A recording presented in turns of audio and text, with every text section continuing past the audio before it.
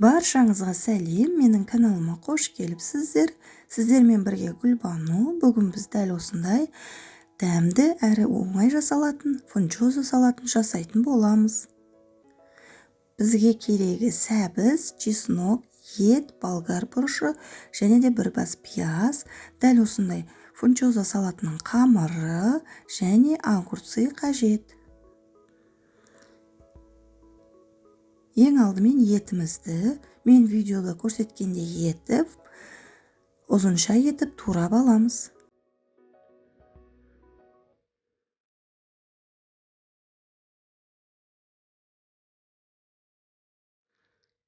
Пиязымызды жарты домалақ етіп турап дайындап қоямыз.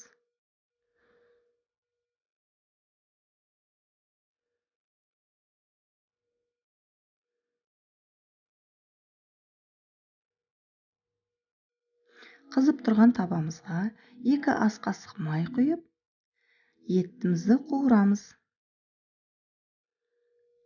Қуырып болған соң үстіне су құямыз. 1 пиалайдай су жетеді. Сәбізімді теркіден өткізіп дайындап қойдым. Чеснокты да дәл солай ұзынша етіп турап дайындаймыз.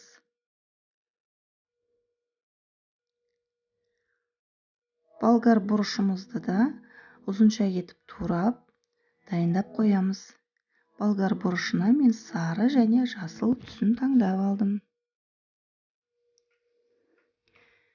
Міне фунчозаның қамырын ыстық суға малып, бетін жауып қойдым.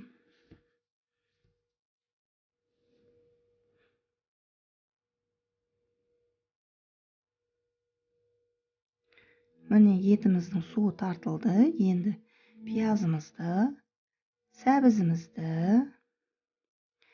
және болгар бұрышын салып, кішкене қуырып, демдеп қойдым. Ал енді мынау фунчозамызды ашып, қарадық, дайын бізде. 10 минуттай уақыт ыстық суда тұрды. Мінекей, мұздай суға жуып, жақсылап дайындап әкелдім. Фунчозаның ұзын болған себебінен жеу өте ыңғайсыз, сондықтан да осылай мен сияқты бөліп алыңыздар.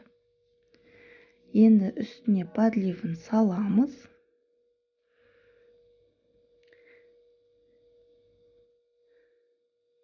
Дәміне қарай тұз және де 2 ас қасық соя соусын құямыз.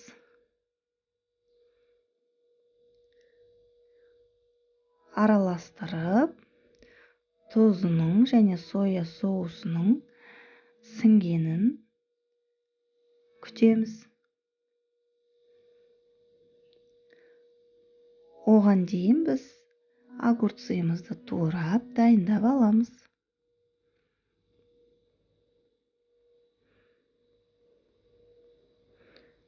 Огурцыды да дәл ет сияқты ұзынша етіп турап, жаңағы фунчозамыздың үстіне салып, араластырамыз. Мінекей біздің фунчоза салатымыз дайын. Дастарханға қоя берсек болады. Ас болсын. Менің каналыма жазылып, подписаться батырмасын басып қойыңыз.